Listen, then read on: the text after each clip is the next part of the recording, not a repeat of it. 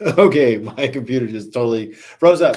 Well, good afternoon. It is January 25th, 2023. Welcome to Seattle's Eastside Real Estate Podcast, your go-to source for all things related to living, working, and playing on the East Side. It is we're live on Facebook and YouTube. Feel free to comment and share. Subscribe if you're not a subscriber already. If you are listening to a recorded version, don't call in. Well, we don't have call-ins anyway, so there's that. But please do rate our podcast. You can find us anywhere podcasts are casted. So Apple Podcast, Google Podcast, Spotify, we're in all those places. Would love your feedback. Share it with your friends if you find this information useful. We're going to, of course, be visiting with our good friend Tucker Maxwell of Guild Mortgage. And we're also bringing on Sue Mayorado with the Eastside Real Estate Team. And we're going to talk about our new system of selling homes, getting top dollar in a quick turnaround. So we're going to talk a little bit about that.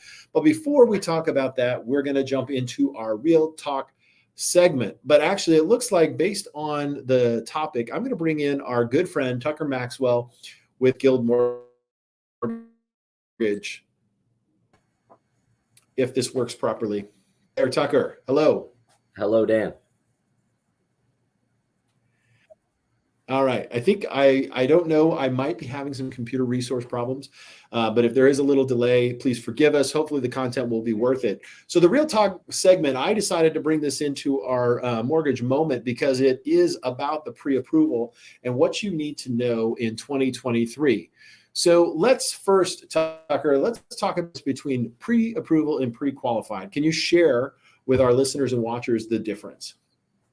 Yeah, so starting with a pre-qualification, Dan, that is basically just a conversation. I ask you, where do you work? Roughly how much do you make? Do you have liabilities such as car payments, credit cards?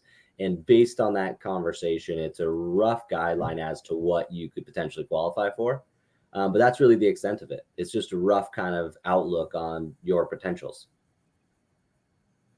Yeah, I would say that a pre-qualification is probably about as good as the calculator that you do the pre-qualification, right? So, there are all these apps, right? The Keller Williams app. You can download it and you can kind of look based on your income and say, yeah, I think I can afford that, right? Typically, when you do that pre-qualification, what's the general ratio that you're starting with? And I'm not talking about pre-approval. I'm just talking about pre-qualification. Yeah, so what I use is, roughly most loan types allow us to use half of their income on their liabilities. So I'm getting a feel for roughly how much do they make, how much is going out the door on car payments and other liabilities, and then what's ever left over, potentially they could qualify for 50% of what's ever left over on the new housing payment. Gotcha. So half of what they earn is allowable for liabilities. That includes car payment. That includes college loan payments, right? For student loans, yeah, we'll use, it depends on the loan type, but typically 1% of the balance on conventional loans or 0.5% of the student loan balance on an FHA loan. Okay. So now let's talk about the pre-approval process. How does it work? Yep. So it first starts off with an application. We're going to ask who you are, where you live, where you work. We're going to actually collect the data necessary to complete a full loan application. So we're looking for 2 years of residence history, 2 years of employment history. We're going to want to know social security numbers, date of birth, do you have dependents, all of that data. We're also going to ask declarations. So we're going to ask, are you party to a lawsuit? Do you pay child support? We're going to dive in deeper in that application. From there, we're going to collect supporting documentation that supports the answers. So gone are the days where we do stated income loans. So we need the documentation that supports the answer. So for most people, that includes 2 pay stubs, 2 W-2s, 2 tax returns, and 2 bank statements. So I have to say 2 of everything. And we use that information to actually go through the underwriting process. Gotcha. So it's basically the validation of what you told you in the process, correct? Exactly. All right.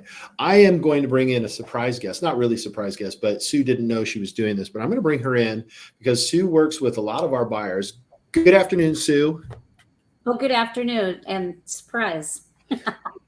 Surprise. So I'm going to throw you the curveball is because we're talking about this pre-approval process.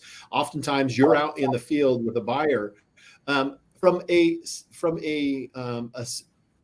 seriousness basis. When you are working with a buyer in the field, at what point do you recommend they get not just the pre-qualification, but the pre-approval, and why? Usually from the very get-go, because then they know exactly what they're looking for, what they can, what they're comfortable with basically to buy, to spend on a monthly mortgage payment. And they don't get surprised and also depressed if they find the house that they love and they actually can't really afford to buy it. Yeah. And Like from a a seller reality. standpoint, say that again. It's a reality check for everyone, really. Check. Yeah. Nothing's worse than going out, getting attached to a home, only to find out that it's just out of your reach. A lot of times at that point, buyers just check out.